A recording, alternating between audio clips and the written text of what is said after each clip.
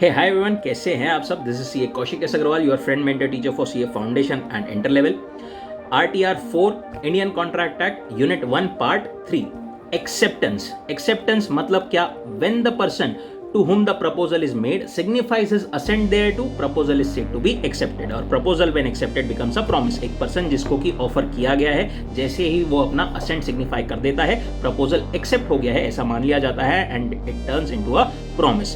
Now, sir William Anson इन्होंने हमारे पास में एक कंपैरिजन दिया हुआ है between the matchstick and a gunpowder compare to offer and acceptance.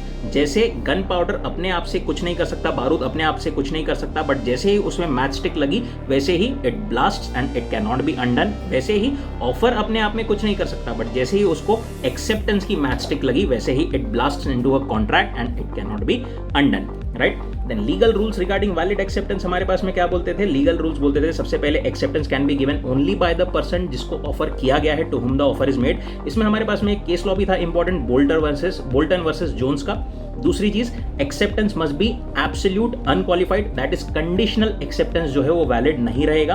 तीसरी चीज, एक्सेप्टेंस मस्ट बी कम्युनिकेटेड, सामने वाले को कम्युनिकेट करना ऑब्वियसली जरूरी है एक्सेप्टेंस का।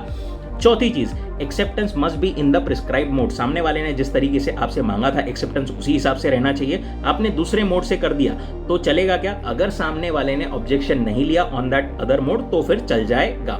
Time, with in reasonable time आपने कम्युनिकेट करना है। अगर स्पेसिफाइड कोई टाइम दिया हुआ है तो फिर उस टाइम में करना ही पड़ेगा, otherwise with in reasonable time communication of acceptance should be done. मियर silence is not acceptance. इसमें हमारे पास में एक और केस लॉ था फेल्ट हाउस वर्सेस बेंडली का, वो अंकल एंड नेफ्यू का। ओके, देन लास्ट पॉइंट जो हमारे पास में एसेंशियल में निकल करके आया था वो था acceptance can be by conduct और इंप्लाइडली भी एक्सेप्टेंस दिया जा सकता है।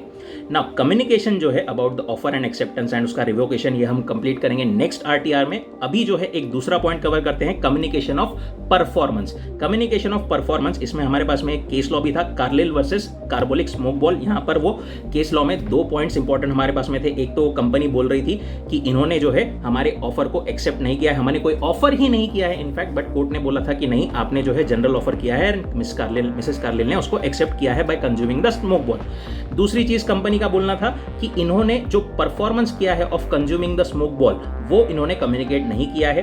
कोर्ट ने बोला था कंपनी को कि आपने अपनी एडवर्टाइजमेंट में ऐसा स्पेसिफिकली बोला नहीं था कि communication of performance is required. तो हमारे पास में कंक्लूजन क्या निकल करके आता है कि कम्युनिकेशन ऑफ परफॉर्मेंस अलग से कम्युनिकेट करने की जरूरत कब है? जब स्पेसिफिकली बोला गया है, मांगा गया है, otherwise performance need not be communicated separately.